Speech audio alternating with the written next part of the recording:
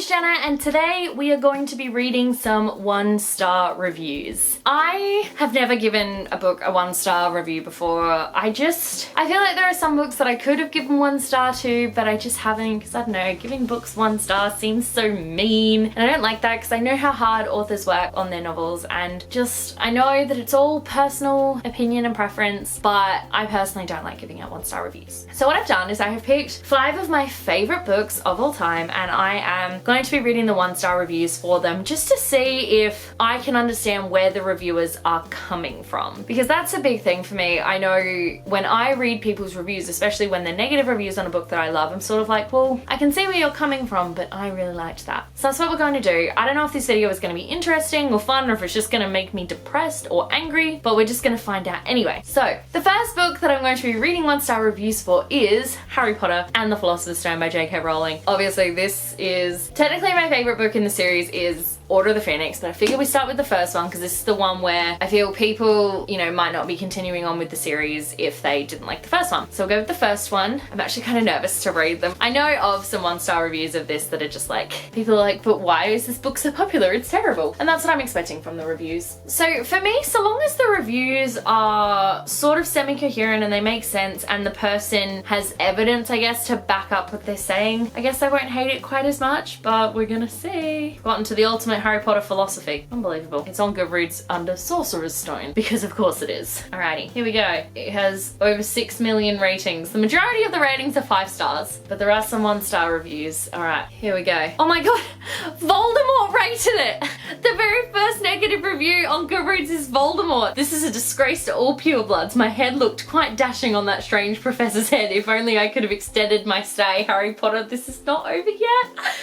Okay, did Voldemort rate all of the books on Goodreads? Because that's amazing. So I have one review here that says, can 35 million book buyers be wrong? Yes. It's an entire article. I won't read that. Here we go, we've got one. Pathetic. Really pathetic. Harry Potter is more of a Mary Sue than Eragon, more than Nancy Drew, more than the worst fan fiction I've seen. He's rich, popular, and famous for absolutely nothing of his own doing. He destroys the power of the big bad guy before he's a year old. He has the whole angsty past down pat. He instantly becomes the best at flying without ever having done it before, wasting all the older and more experienced flyers. And get this, he fries bad guys when they touch his skin because the power of his mother's love is so amazing that it protects him. I mean, gosh, the only Suish habit we aren't subjected to is multi-page rants on his appearance each morning, or the devoted unicorn of unusual powers, of course, but I'm expecting him to show up in the very next book. After all, she's to keep some plot devices for the next one, doesn't she? Can't put all her twists out at once. Heavy sarcasm. Don't even get me started on the plot. Epic failure, enough said.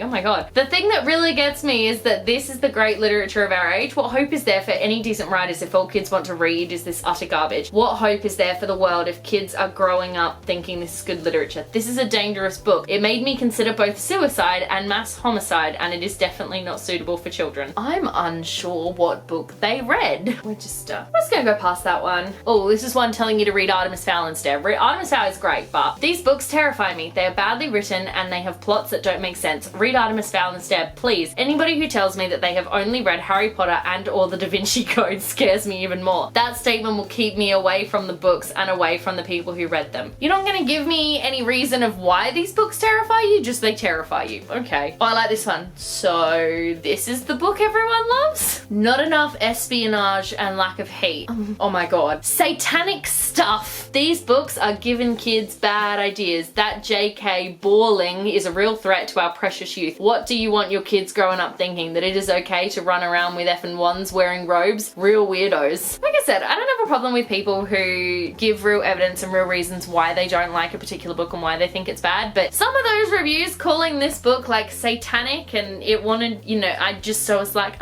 okay, you can have your opinion, that's fine, but I personally think this is a wonderful story about a boy who grows up and overcomes a lot of horrible things that life has thrown his way and makes real wonderful friends and is a hero without really being a hero and just is all around a really good book. I'm concerned about some of those reviews though. Apologies for the possible camera angle shift, but my camera died. Okay, so moving right along, we are now going to be looking at The Evolution of Claire by Tess Sharp. This is a Jurassic World novel. If you haven't read this one, there's probably going to be spoilers in the review. I didn't say that about Harry Potter, but I feel at this point almost everyone's read Harry Potter or at least seen the films or at least knows what the story's about. But there may be spoilers for this one. I will will do my best to pick reviews that don't have spoilers, but I feel like with 1-star reviews, people inevitably do spoil because they're trying to say what it was they hated about the book, and it's really hard to say that without spoiling things. I mean, I'm sure there will be 1-star reviews for this one, but it only has 450 ratings. Guess we'll find out. There's 2. Ugh, I had such high hopes for this book, and as a fan of the movies, I was excited to get a deeper look into Claire. It is safe to say that I will not be reading any other books in the series, and I'm wishing I could get my $18 back. But why didn't you like it? You have to give reasons, people. That's a long review. This one contains spoilers, but we're gonna go for it. Alright, I have to admit, I was super excited for this. I got this book pretty soon after Fallen Kingdom came out and thought delving into Claire Dearing's past would be amazing. I'm sure it would have been if the story had even been about the Claire Dearing we all know and love. In short, blah. I think even giving this book a 1-star rating is too high. I think the best thing we could say about the writing is that it was okay, and that's being nice. There were hardly any descriptions where there needed to be, then unnecessary ones, and far too many run-on paragraphs. I think the whole book kind of has this whole choose your own adventure feel to it, which wouldn't be bad, but it's not supposed to be a choose your own adventure.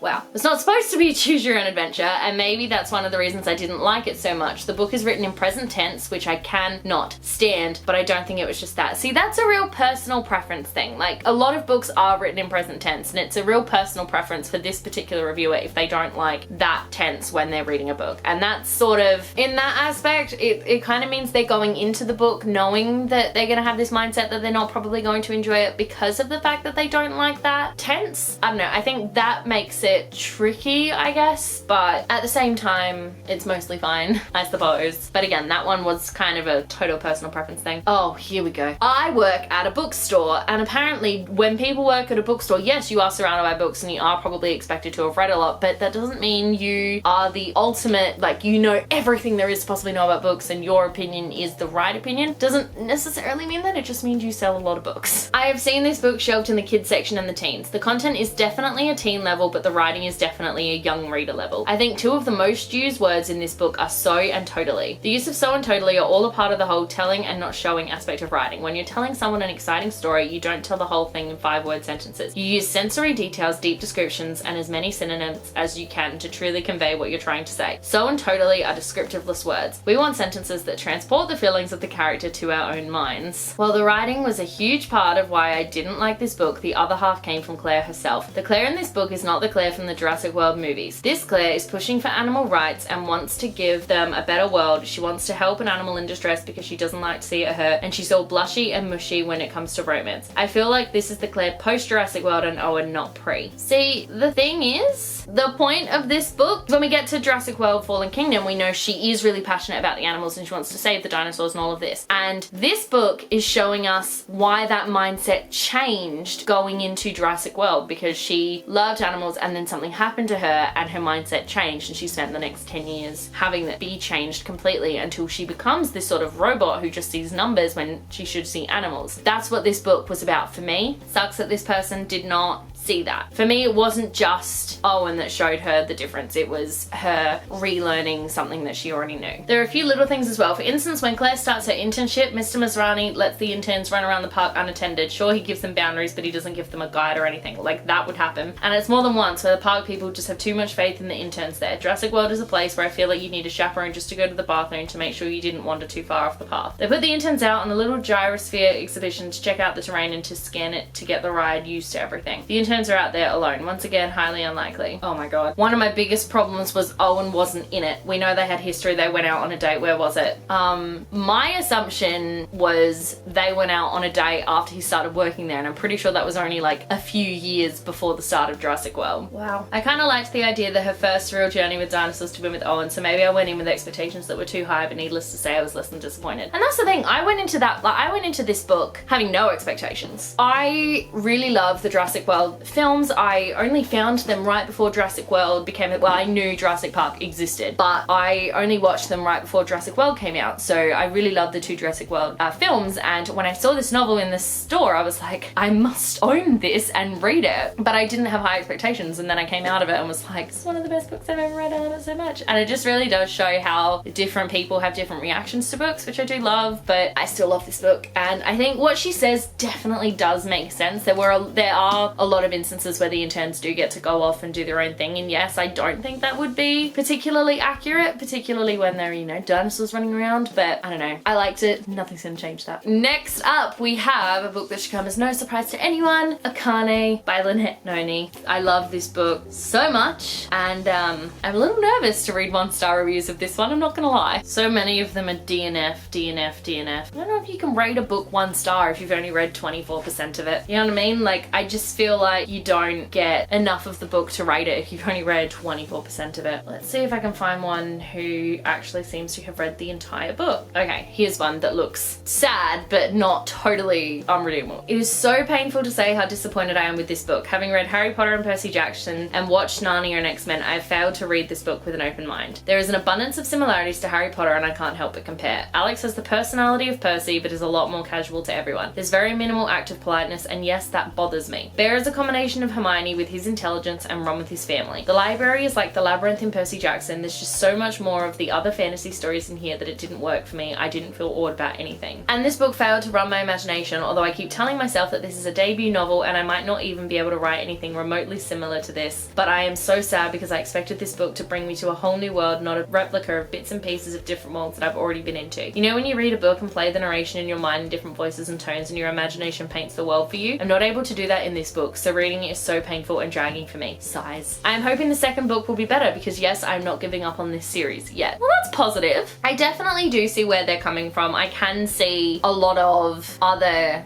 especially in this first book, you can definitely see a lot of influences, but the further into the series you get, the more those influences sort of drop away and they really become their own, like Akane and Medora, that becomes its own thing. But yes, I do see the similarities in this one, so I can see where that reviewer was coming from. Oh, this one. Oh no. Honey, no. Many people seem to like this. Why? This is all the cliches smashed together with bad editing, nonsensical chapters, and a very childish way of storytelling. A big fat no. DNF. I don't agree with that one quite as much. This book was very difficult to enjoy, so I stopped trying. The writing is so poor that it makes everything so plain, unbelievable, and not in a good way. A good fantasy novel makes you believe every single thing you read. This book did the complete opposite. The premise is pretty much every popular middle grade fantasy story rolled into one, but with worse writing. I would give it half a star if possible. Don't waste your time reading this.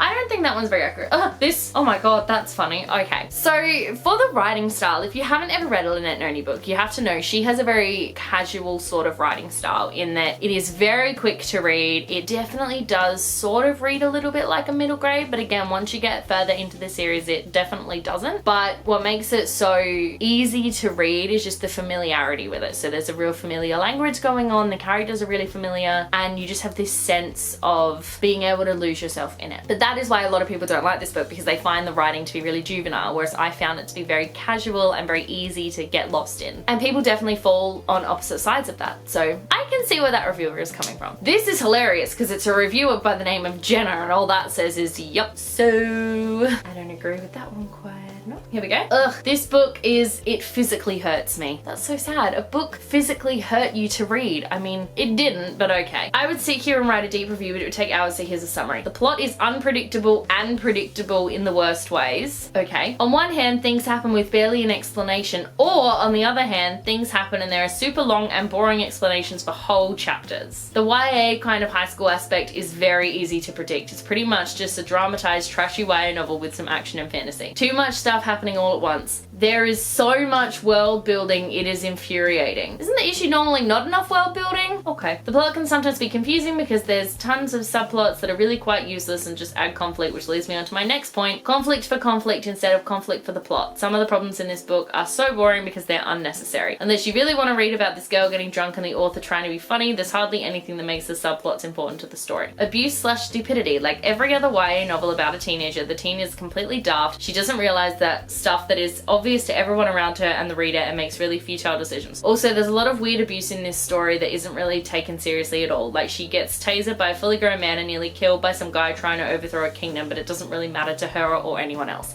I will admit there were a lot of times in this book where I was like, someone should care about this, and they didn't. So I'll agree with you on that point. Unrealistic. Sure, this is a fantasy world that is completely different from our work, but can the people talk like normal people, or can the families act like normal families? Is anyone in this book sad ever? Also, would would teens actually get annoyed while they are being held captive? Because like I'm pretty sure they'd be at least a little scared. Anyways, this book is pretty awful in my opinion, but I would suggest it maybe for younger readers because I think I would have appreciated this book a little more when I was at that age. I do hear that a lot about Akane. I hear a lot that people are like, this book is more of a middle grade rather than a YA novel, and I do get that. A lot of people say that, but the character's a YA, and once again, once you get past this first book, it's very, very YA, and definitely not middle grade. But I can see where those people were coming from. Moving on to A Curse So Dark and Lonely by Bridget Chimera. Now this one is a Beauty and the Beast retelling, so I'm sure there's going to be some definite 1-star reviews because it's a very popular book as well. Oh, there are very few 1-star reviews for this. If you were to lie and tell me this book was actually released during the 2009 to 2012 era of YA, I would be none the wiser because everything checks out. The prevalent not like other girls trope, insta-love, cheesy dialogue / one-liners, angst due to lack of communication, love triangle vibe. That is accurate. That is an accurate portrayal of this book. Yeah, it does. Wow, it really does hit all of those. But I think those are the reasons why the book worked so well, not the reasons why it didn't. Oh my god. I think this person had a few things to say. I'm not even going to attempt to read this one because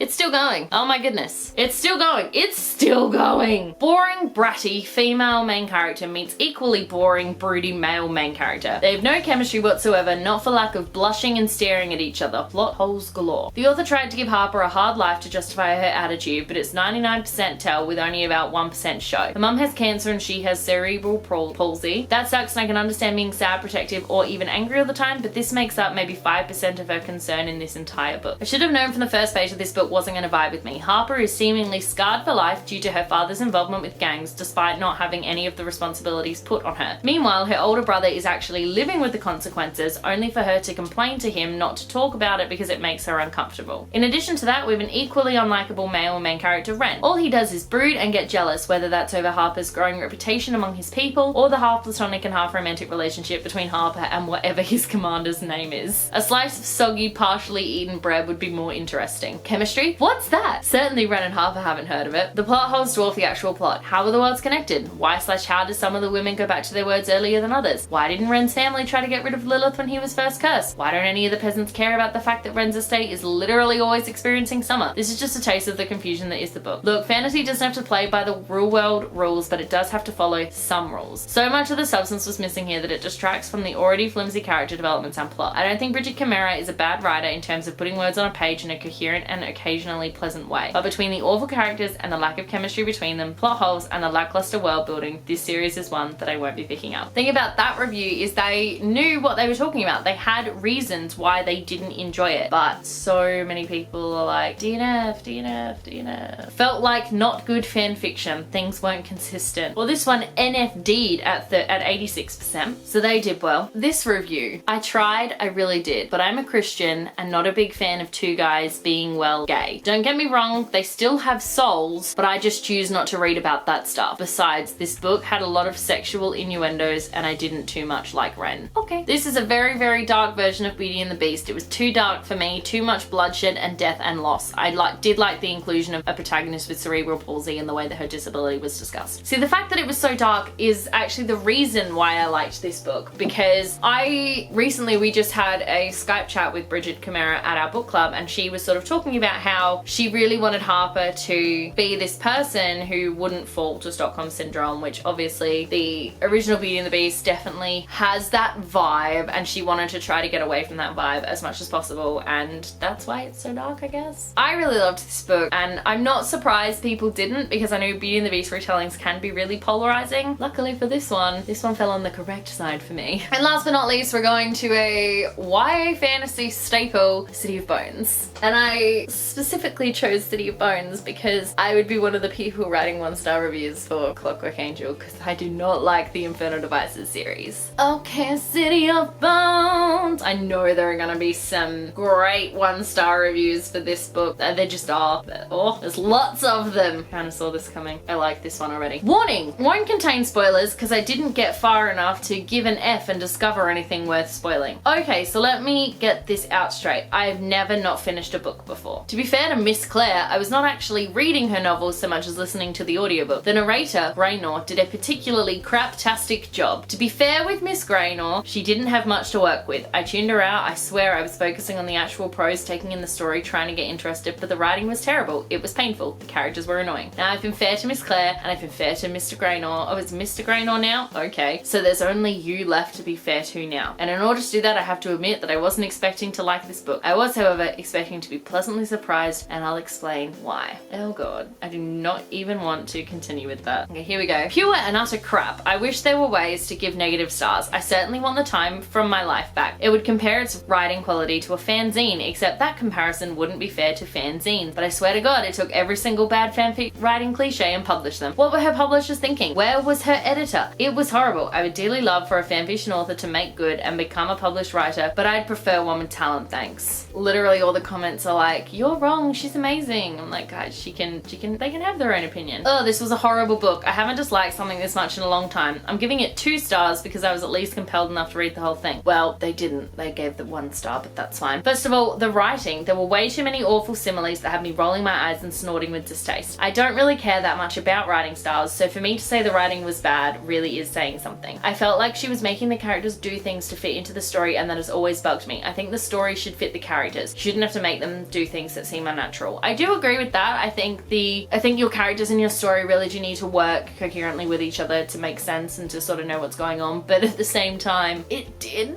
make sense with what was going on, so not sure what you're on about. The plot's somewhat interesting, but not carried out well at all. About halfway through, I realized it really wasn't going to get better and thought, oh well, at least things with Jason Clary are somewhat interesting. Then, major spoiler ahead, so don't read on if you plan on picking this up. Major spoilers ahead for anyone who hasn't read City of Bones, but what the heck, they turn out to be brother and sister? What the heck, they had kissed and had wonderful chemistry and they are siblings? Their relationship was about the only interesting thing or captured well in the story, and even that was ruined. I really had high hopes for this too. Bummer.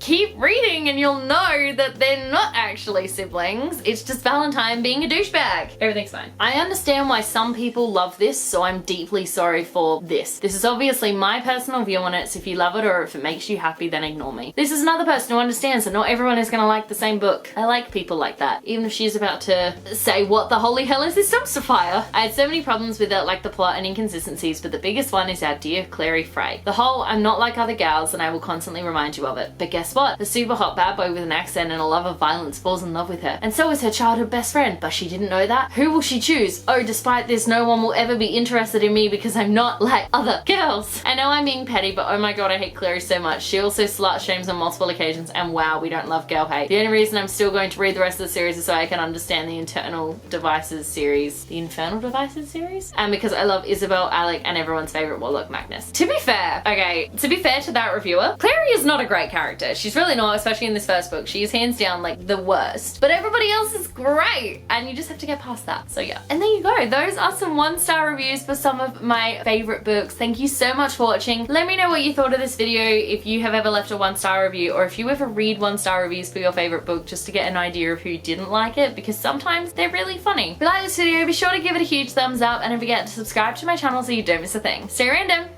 Bye.